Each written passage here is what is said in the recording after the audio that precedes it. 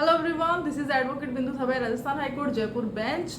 आज मैं एक टॉपिक लेके आई हूँ। टॉपिक इसलिए है क्योंकि बहुत सारे जो क्वेश्चन है वो उसके रिगार्डिंग आते हैं। डिपेंड करता है कि भाई आप जो है इस चीज़ को कैसे देख रहे हो, इस सब्जेक्ट को कैसे देख रहे हो।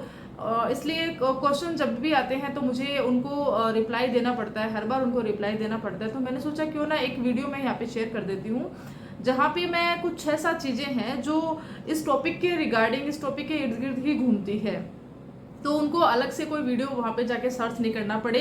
इसी वीडियो में उनको हर एक चीज़ मिल जाएगी।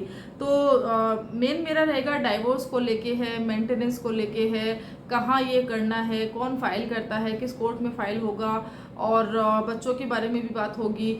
तो एक जो बोलते हैं ना कि मेंटेनेंस के बारे में बात मैंने जैसे बताया है कि उनकी कस्टडी नया क्या है, ठीक है, कौन कौन से एक्ट इसमें लगेंगे, अगर आपको तलाक लेना है, डाइवोर्स लेना है तो कौन सा वे आपके लिए बेटर है, ठीक है। और उसके अलावा सहमति वाले जो डाइवोर्स है उसके बारे में भी है। तो थोड़ा थोड़ा मैं कोशिश करूंगी कि हर एक चीज़ को यहाँ पे कवर करूँ। एक साथ लेने का मेरा पर्पज़ यही है क्योंकि जब भी क्वेश्चन आते हैं तो एक साथ ही आते हैं कि भाई मेरा ऐसा हुआ था, अब जो है मेरे बच्चों के साथ ऐसा हो रहा है, मेरे मेंटेनेंस का क्या होगा। तो आपके क्वेश्चन में ही आपके 4 क्वेश्चन, एक क्वेश्चन में ही आपके 4 क्वेश्चन बने रहते हैं। तो यही एक रीज़न रहा है कि मैं यहाँ पे 4-5 टॉपिक है जिनको कि एक साथ ही लेने वाली हूँ। तो अगर वीडियो अगर 10-15 मिनट का हो भी जाता है तो प्लीज़ आप पूरा देखना, क्योंकि आपके लिए ही ये वीडियो बन रहा है। तो चलिए शुरुआत कर लेते हैं। सबसे पहले ये जानने की कि भारत में कानून जो है ये तलाक के कानून है। ऑल्दो हम आए दिन देखते हैं कि कुछ ना कुछ यहाँ पे नया होता रहता है। किसी को मेंटेनेंस मिलता है, किसी को एलिमनी का रहता है, ज़्यादा मात्रा में एलिमनी होती है, कहीं कम लेके भी सॉर्ट आउट हो जाते हैं। कई बारी हम देखते हैं कि डाइवोर्स के केसेस जो है बहुत जल्दी ख़त्म होते हैं, और कई बारी जो है उसको 15 से 20 साल तक भी लग जाता है। पार्टी बहुत ज़्यादा परेशान हो जाती है। कहीं कहीं कुछ कुछ केसेस में अगर हम कुछ केसेस देखते हैं वहाँ पे जो हस्बैंड रहते हैं वो इतने ज़्यादा शारीरिक और मानसिक रूप से इतने प्रताड़ित हो जाते हैं। तो हर एक केस की अपनी एक अलग स्टोरी होती है। भले ही वह एक इसी एक्ट में आ रहा है, लेकिन हर कोई, क्योंकि देखिए ये जो चीज़ें हैं अंदर से बहुत ज़्यादा तोड़ देती है। और शादी जैसी जो चीज़ रहती है बिल्कुल एक अलग कॉन्सेप्ट में एक अलग चीज़ रहती है एकदम। उसके बाद में शादी से लेकर डाइवोर्स तक का जो सफ़र होता है वो मेंटली आपको पूरा तोड़ के रख देता है। तो एक लॉ के अलावा भी इसको अलग से जीना पड़ता है। तो यहाँ का प्रोसेस जो रहता है लीगल तो रहता ही है, लेकिन आपको यहाँ पे खुद को अपने स्तर पे भी इसको बहुत ज़्यादा सफ़र करना पड़ता है। तो चलिए शुरुआत कर लेते हैं। बेसिक चीज़ें आपके साथ में शेयर करूंगी। सबसे पहले ये बात करेंगे कि जो डाइवोर्स होते हैं वो कितने प्रकार के होते हैं। तो डाइवोर्स होते हैं ना, वो 2 प्रकार के होते हैं। पहला तो रहता है यहाँ पे 2 टाइप्स रहते हैं। म्यूचुअल कंसेंट से होता है, 13B जिसको हम बोलते हैं, आपसी सहमति रहती है जिसमें, और यहाँ पे कम खर्च में भी, और एक पर्टिकुलर समय में कूलिंग पीरियड का भी इशू नहीं है। पहले तो कूलिंग पीरियड होता था कि भाई 6 महीने 12 महीने रहो, या तो अगर आपकी 1 साल की शादी हुई है तभी आपको देंगे, लेकिन अब तो ऐसा कुछ भी नहीं है। कुछ कुछ केसेस में बहुत जल्दी भी आपको डाइवोर्स मिला है। और कुछ का ये भी अभी क्वेश्चन आ रहा होगा कि भाई म्यूचुअल तो ले लेंगे, लेकिन अगर ऐसा तो नहीं है ना कि म्यूचुअल में मुझे दबाव बनाया जा रहा है। तो अगर ऐसा है कि भाई दबाव बनाया जा रहा है तो वो म्यूचुअल होगा ही नहीं। तो म्यूचुअल अगर आप डाइवोर्स का फाइल करते हैं तो दबाव बिल्कुल नहीं होना चाहिए, और अपनी जो भी कंडीशंस है वो आप रखिए। ये जो कंडीशन है वह नेक्स्ट पार्टी को, जो दूसरी पार्टी रहती है उसको समझ आनी चाहिए और उसकी सहमति होनी चाहिए। यहाँ पे एलिमनी भी हो सकती है, मेंटेनेंस भी हो सकता है, गुजारा भत्ता जिसको हम बोलते हैं, ये सारी चीज़ें वहाँ पे हम कवर कर सकते हैं। ऐसा नहीं है कि म्यूचुअल डाइवोर्स ले ले तो आपका हक जो है वो दब गया है। आप अपने हक की बात रख सकते हैं, बट इसमें सिर्फ इतना रहता है कि आपको जो चीज़ें हैं वह लंबी नहीं ले जानी है। आपको चीज़ें एकदम शॉर्ट में हटानी है और अपनी अपनी लाइफ को जीना है, ठीक है। दूसरा रहता है एक तरफा, जिसमें एक पार्टी चाहती है कि भाई यहाँ पे डाइवोर्स हो, दूसरी पार्टी बोलती है कि नहीं डाइवोर्स नहीं होना चाहिए, ठीक है। और इसका रिजल्ट क्या रहता है, कोर्ट में सुनवाई होती है, और ग्राउंड रियलिटी ये बोलती है कि एक बार अगर आप कोर्ट में आ जाते हो, अगर आप एक तरफा वाले की तरफ से, तो यहाँ पर आपको डेट पे डेट मिलेगी। और फैमिली कोर्ट की डेट अगर हम बात करते हैं तो एक बार में आपको 3 महीने 6 महीने इस तरह की डेट मिलती है, लंबी डेट्स मिलती है। और अगली बार जब उस डेट पे भी कुछ नहीं होता है, कई बार वकील साहब नहीं रहते, कई बार क्लाइंट नहीं रहते, कई बार कुछ ना कुछ इश्यूज रहते हैं, तो उस चक्कर में भी कई बार हम खुद रिक्वेस्ट कर लेते हैं। कुछ एप्लीकेशन हो जाती है, तो उस कंडीशन में भी चीज़ें जो है बहुत लंबी चली जाती है। ठीक है, तो कानूनी प्रक्रियाएं रहती है। अब दूसरा क्वेश्चन आता है कि यहाँ यह जो फाइल होती है वह कहाँ पे होती है। तो इसका जुरिडिक्शन के हिसाब से यहाँ पे फैमिली कोर्ट रहेगा, डिस्ट्रिक्ट कोर्ट रहेगा। ठीक है, हस्बैंड वाइफ जहाँ साथ में रहते थे वहाँ भी हम फाइल कर सकते हैं, और या तो फिर जो वाइफ जहाँ पे रहती है वहाँ भी फाइल कर सकते हैं। ठीक है, कैसे करें, तो आपको डाइवोर्स पिटीशन तैयार करनी होती है। तो डाइवोर्स पिटीशन कैसे तैयार होती है, तो आप एक वकील साहब जो रहते हैं, जो फैमिली कोर्ट के काम करते हैं, या तो फिर आपको लगता है कि कोई एक्सपीरियंस वकील साहब है, आप उनसे अप्रोच कर सकते हैं। सबसे पहले आप उनसे लीगल एडवाइस ले लीजिए, आप उनसे काउंसलिंग कर लीजिए। आपके पास बहुत सारे ऑप्शन हैं।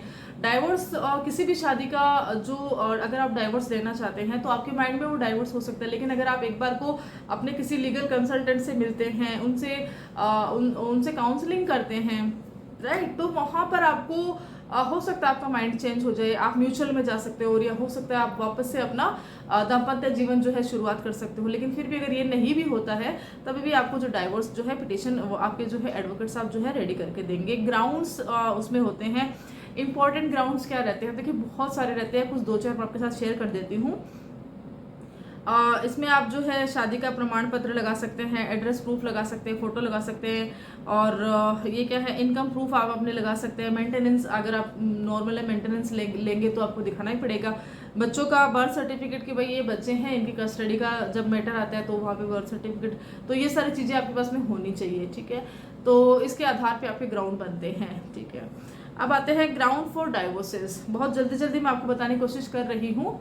तो ग्राउंड फॉर डाइवोर्सेस रहेगा तो आपके पास में क्रूरता जो आप दिखा सकते हैं, परित्याग जिसको हम बोलते हैं, छोड़ दिया कि भाई जो वुमन रहती है, कई बार आपने देखा होगा कि मेरी वाइफ जो है बिना किसी रीज़न के अपने मायके जाके बैठ गई है, या तो कहीं और चली गई है, मेरे घर वापस नहीं आ रही है, और वहाँ से वाइफ बोलती है कि मुझे घर से निकाल दिया है ना। तो जैसा कि मैंने पहले कहा था कि ये जो चीज़ें हैं यहाँ पे सिर्फ लो नहीं होता है, यहाँ पे आपका खुद का भी बहुत सफ़र हो जाता है। तो इस कंडीशन वाले जो होते हैं ना, उसको ये इस वाले ग्राउंड में हम लेके आते हैं। मानसिक रोग अगर है, एक्स्ट्रा मैरिटल अफेयर है, धर्म परिवर्तन का अगर चीज़ आ रही है, और नपुंसकता एक बहुत बड़ा विषय है। ठीक है, 7 साल से अगर कोई हस्बैंड वाइफ है या कुछ ऐसा है, खबर तक नहीं है कि भाई है कहाँ पे, उस कंडीशन में भी हो सकता है। और भी बहुत सारे ग्राउंड है, देखिए छोटे छोटे बहुत सारे ग्राउंड्स होते हैं, आए दिन हमारे सामने जजमेंट्स आते हैं। उसके लिए ये वीडियो काफ़ी नहीं रहेगा, उसके लिए आप मुझे बात कर सकते हैं, और मुझे पर्सनल आप अप्रोच कर सकते हैं। इंस्टाग्राम आईडी से आप मुझे मैसेजेस कर सकते हैं, या तो कमेंट कर सकते हैं, उसके रिगार्डिंग मैं वीडियोस बना दूंगी आपके लिए, जो भी आप कमेंट करोगे। ठीक है, ओके। अब बात कर लेते हैं नेक्स्ट, यहाँ पे रहेगा मेंटेनेंस का। तो मेंटेनेंस कैसे तय हो सकता है, तो आफ्टर डाइवोर्स क्या रहता है, मेंटेनेंस होता है, या तो जो डाइवोर्स की प्रोसीडिंग चलती रहती है उस दौरान भी रह सकता है। तो डिपेंड कैसे करेगा, मेंटेनेंस तो आपको देना है, बट आप कैसे ये तय करोगे कि मेंटेनेंस कितना। तो जो हस्बैंड की आय होती है, मान के चलिए अगर आप गवर्नमेंट जॉब में है तो आपका एक फिक्स सैलरी आती है, तो वहाँ से आपको देना होता है। दूसरा, अगर आप गवर्नमेंट जॉब में है लेकिन अगर आपके पास बंगलो है और बंगलो में आपका रेंटल इनकम आता है, तो वहाँ पर भी आपकी वाइफ जो बोल सकती है कि भाई इनके पास रेंटल इनकम भी आ रहा है, ये भी है, तो इनकी जो सैलरी है वह 2 से 2.5 लाख रुपए बन रही है, तो अगर मंथली इतने कमा रहे हैं तो मुझे इतना मिलना चाहिए। तो वहाँ पर हर एक चीज़ जो है कोर्ट के द्वारा कंसिडर की जाएगी। ठीक है, बाकी आप पत्नी की ज़रूरतें रहती है, अगर आपकी वाइफ है, अगर मेट्रो सिटीज़ में रहती है तो वहाँ की रेंट ज़्यादा रहती है, वहाँ के स्कूल की फीस ज़्यादा रहती है, ट्रांसपोर्ट का खर्चा बहुत ज़्यादा रहता है, उस पर भी डिपेंड करेगा। ठीक है, लाइफस्टाइल है, बच्चों की जिम्मेदारी है, ये सारी चीज़ें रहती है, तो जो मेंटेनेंस के अंतर्गत आती है। वीडियो में आगे बढ़ते हैं, बात कर लेते हैं कि अब अगर मुझे यहाँ पे फाइलिंग करनी है तो मुझे कौन से एक्ट है जो यहाँ पे लग सकते हैं। तो मेनली मोटा मोटे यहाँ पे अगर हम मेजर एक्ट्स की बात कर लेते हैं तो CRPC 125 यहाँ पे लगता है, DV एक्ट यहाँ पे लगता है, हिंदू मैरिज एक्ट के अंतर्गत यहाँ पे ये लगता है, सेक्शन 24, 25 होता है, ये सारी चीज़ें रहती है। सेक्शन 9 के अंतर्गत अगर फाइलिंग भी यहाँ पे होती है तो बहुत सारे सेक्शंस भी रहते हैं, एप्लीकेशंस भी रहती है, उसके अकॉर्डिंग भी यहाँ पे सेक्शन बताए जाते हैं, दिखाए जाते हैं। तो ये सारी चीज़ें जो रहती है, मेनली हम एक्ट्स की बात करते हैं तो CRPC रहता है, हिंदू मैरिज एक्ट रहता है, और इसके अलावा DV एक्ट रहता है। तलाक की जो डाइवोर्स होते हैं उसकी प्रोसेस जो होती है ना, उसके स्टेजेस क्या रहते हैं। तो म्यूचुअल होता है और कंटेस्टेड डाइवोर्स रहता है। तो म्यूचुअल में यहाँ पे कैसे रहेगा, तो अगर 4 लाइन में बताऊँ तो पिटिशन फाइल होगी, 6 महीने का कूलिंग पीरियड जो अब अभी ऑफ भी हो चुका है। पहला मोशन तो ये रहता है, दूसरा मोशन होगा और उसके बाद में कोर्ट आपको फाइनल डिग्री दे देगी। हो सकता है इसमें भी आपको जो थोड़ा समय लग सकता है। समय सिर्फ इस चीज़ का लगता है कि क्योंकि डेट मिल जाती है, क्लाइंट नहीं आ पाते, या तो वकील साहब ने कोई एप्लीकेशन लगा दी है, या तो कभी जज साहब जो है छुट्टी पर हो जाते हैं, तो इस चीज़ का टाइम लग सकता है। बट हाँ, ज़्यादा समय नहीं लगता है। दूसरा रहता है कंटेस्टेड डाइवोर्स। ठीक है, इसमें क्या रहता है, मेनली आपने देखा होगा कि ये वाला डाइवोर्स आपको ज़्यादा देखने को मिलेगा। पिटिशन होती है, समन्स जाते हैं। अब भाई आपने इतने म्यूचुअल रहता है तो किसी को समन जाने का सवाल ही नहीं है, लेकिन अगर आपने ये म्यूचुअल नहीं लेना है तो समन जाएगा। क्यों जाएगा भाई, मेरे साथ ये अत्याचार हुआ है, मुझे मारा गया है, मुझे पीटा गया है, मुझे घर से बाहर निकाला गया है, मुझे ऐसा ऐसा सब, वो डीबी एक्ट के अंतर्गत हर एक चीज़ मेंशन करेंगे। अब होगा क्या, अब समन जाएगा। तो यहाँ पे प्रोसेस जो है थोड़ी चेंज हो जाती है। समन जाते हैं, रिटर्न स्टेटमेंट होता है बाय अदर पार्टी। अब वो बोले कि भाई ऐसा ऐसा हुआ है, ठीक है, एविडेंसेस होते हैं, विटनेसेस होते हैं, क्रॉस एग्जामिनेशंस होते हैं, आर्ग्यूमेंट्स होते हैं, डेट्स होती है, लंबी लंबी डेट्स होती है, और फाइनल डिसीजन होता है, और हाँ उसके बाद भी अपील होती है। तो इस तरह से रहता है। बच्चे अगर है तो कस्टडी केस जाएगा। कस्टडी में कैसे, किसको मिलेगा, इसके रिगार्डिंग ये छोटा सब्जेक्ट नहीं है, बहुत ही बड़ा सब्जेक्ट है, जिसको कि मैं आपको सिर्फ 2 लाइन में बता रही हूँ। बाकी बहुत बड़ा सब्जेक्ट है। कस्टडी अपने आप में बहुत फैली हुई चीज़ है, देखो, है ना। और उसके रिगार्डिंग काफ़ी सारे जजमेंट्स हैं, डिपेंड करता है ना। बाकी मोटा मोटी क्या देखा जाता है कस्टडी में, तो भाई बच्चों का भला देखा जाएगा। आपके बच्चे पिता के पास सेफ रहते हैं या माता के पास सेफ रहते हैं। ऑल्दो 5 साल से छोटे वाले बच्चे जो रहते हैं वो मदर की ज़रूरत उनको ज़्यादा रहती है। फाइनेंशियली उनकी मदर को हेल्प उनके फादर के द्वारा कर दी जाती है। तो कहीं ना कहीं ये चीज़ देखी जाती है कि भाई फाइनेंशियली हेल्प मिल रही है, बाकी इमोशनली एक माँ जो है अपने बच्चों से ज़्यादा अटैच रहती है। ये देखा जाता है कोर्ट के द्वारा 5 साल तक के बच्चों के लिए, ठीक है। वहाँ पर भी अगर इश्यूज़ है तो भी उसको कंसिडर किया जाएगा, ऐसा नहीं है कि कंसिडर नहीं किया जाएगा। दूसरा रहता है एज देखी जाती है, जैसे कि मैंने बताया 5 साल का है या 15 साल का है, वो भी देखा जाएगा। बच्चों को अगर बालिग बच्चे हैं तो वो अपनी कंसेंट खुद दे सकते हैं, खुद बता सकते हैं उनको किसके पास रहना है। जज साहब खुद अपने पास बुलाते हैं उनको, उनकी भी काउंसलिंग होती है। दोनों को ही नहीं रखना है, कई बार ऐसा होता है ना कि दोनों को ही नहीं रखना है माँ बाप को, तो उस कंडीशन में भी उनको जो है उनकी वेलफेयर के हिसाब से अलग उनको जो वेलफेयर होम बने हुए रहते हैं वहाँ पे भेजा जाता है। फाइनेंशियल स्टेटस भी देखा जाता है, भाई बच्चे हैं पढ़ाई लिखाई भी करेंगे, अच्छी स्कूल में भी जाएंगे, वहाँ उस हिसाब से भी देखा जाता है कि भाई कहाँ पे बच्चे रह रहे हैं, ये भी देखना पड़ेगा ना। तो और ये सारी चीज़ें रहती है कि छोटे छोटे ग्राउंड्स रहते हैं। तो अभी इसको यहाँ पे हम थोड़ा सा पोज दे देते हैं वीडियो को, क्योंकि वीडियो थोड़ा ज़्यादा लंबा बन रहा है। इसको हम नेक्स्ट पार्ट में लेके जाएंगे, ऑल्दो बहुत ही जल्दी। सबसे इम्पोर्टेंट ये जान लेते हैं कि भाई अभी कुछ नया आया के कानून में। तो देखिए नया तो आए दिन नया आता रहता है, लेकिन इम्पोर्टेंट नया क्या है जिसको कि हम यहाँ पे कोई भी केस हमारे सामने आता है तो यहाँ पे कंसिडर कर सकते हैं। पहला तो ये रहता है कि कूलिंग पीरियड जो था वह म्यूचुअल जो मैंने डाइवोर्स का बताया वह ख़त्म हो गया है, ऐसा कुछ कंपलसरी या मैंडेटरी नहीं है।